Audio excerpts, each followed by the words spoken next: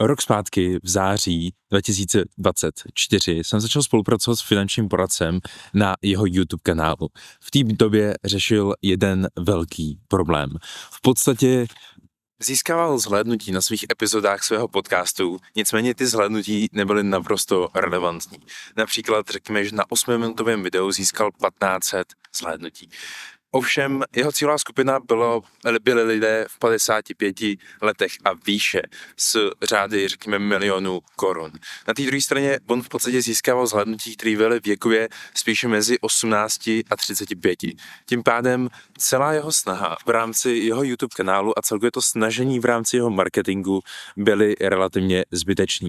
My jsme nad tímhle s tím začali uvažovat hned asi po 2-3 měsících té spolupráce, jakmile jsme si zajali všechny procesy a všechno se nějakým způsobem automatizovalo.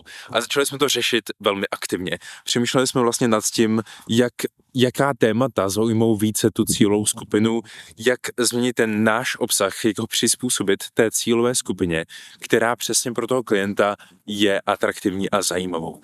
Z toho důvodu jedna z těch prvních změn, co jsme v podstatě udělali, je, že jsme kompletně přidělali styl editování jeho videí. On v podstatě na začátku té spolupráce v létě nebo na konci léta měl ty videa taková, že byly hodně akční.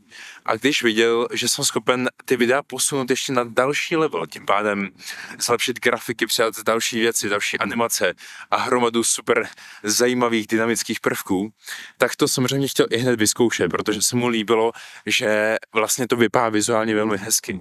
Ovšem na té druhé straně ten styl videí, který jsme v podstatě dělali společně a byl to ten pracnější, dynamičtější styl, tak vůbec nepřitahoval jeho cílovou klientelu. Právě naopak přitahoval ty lidi, kteří byli mladší a neměli ty miliony a nebyli to v podstatě ty investoři, po kterých v rámci té spolupráce toužil. Z toho důvodu jsme to kompletně překopali a změnili a velmi jsme zpomalili celkový styl editování a vizuál jeho všech videí. Pardon, já teďko z toho mrazu trošku pláču. Další věcí, kterou jsme také změnili, je styl jeho mluvy. Předtím v tom létě mluvil velmi rychle a co nejrychleji ze sebe hrnul hromadu informací, protože byl zvyklý takhle mluvit.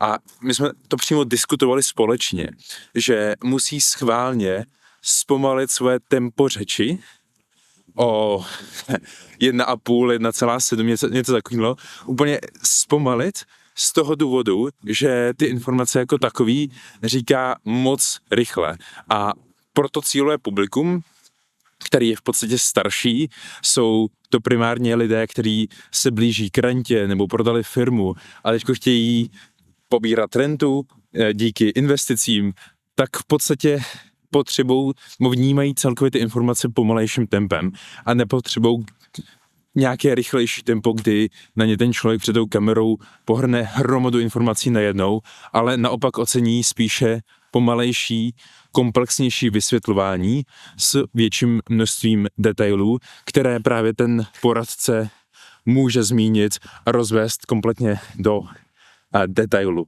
Z toho důvodu druhou věcí bylo tempo řeči, který jsme následně změnili.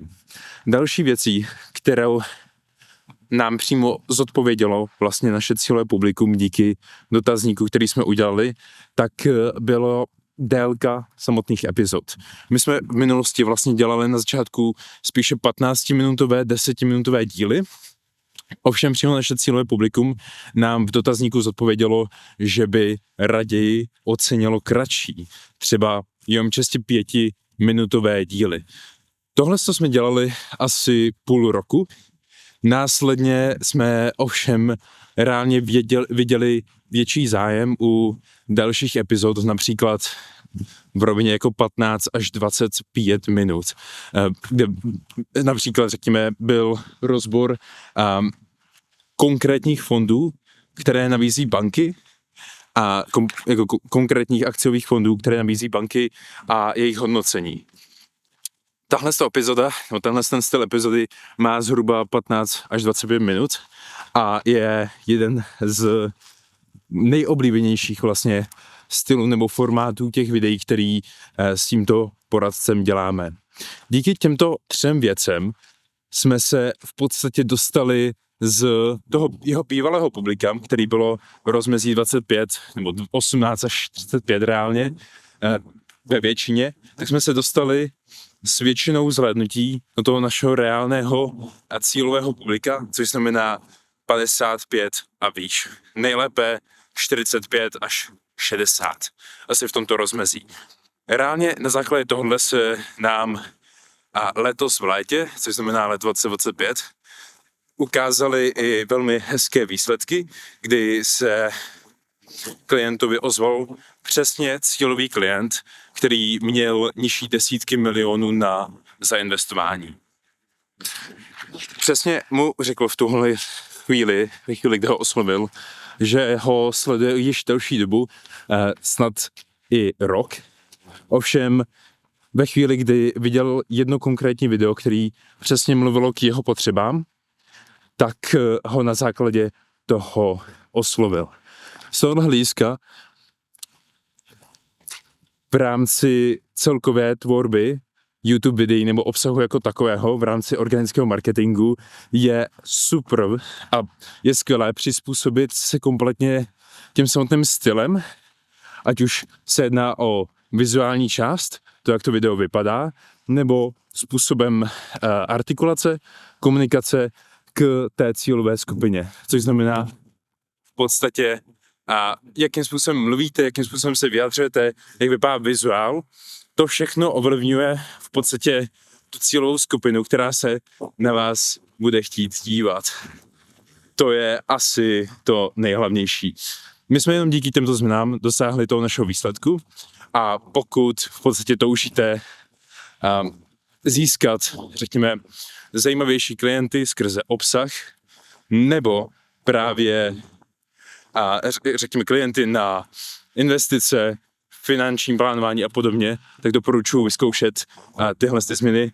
Nám to fungovalo v tomhle konkrétním případě a následně jsme jako zavedli dost podobný režim v jiném případě a taky to velmi hezky fungovalo. Mimochodem, dole pod tímhle videem jsou 2 odkazy. První vede na můj funnel, pokud se mnou chcete spolupracovat, tak je to něco pro vás, ovšem jedná se o nabídku. Druhý vede na můj LinkedIn a tam se můžeme spojit, pokud chcete a přeju vám hezký den.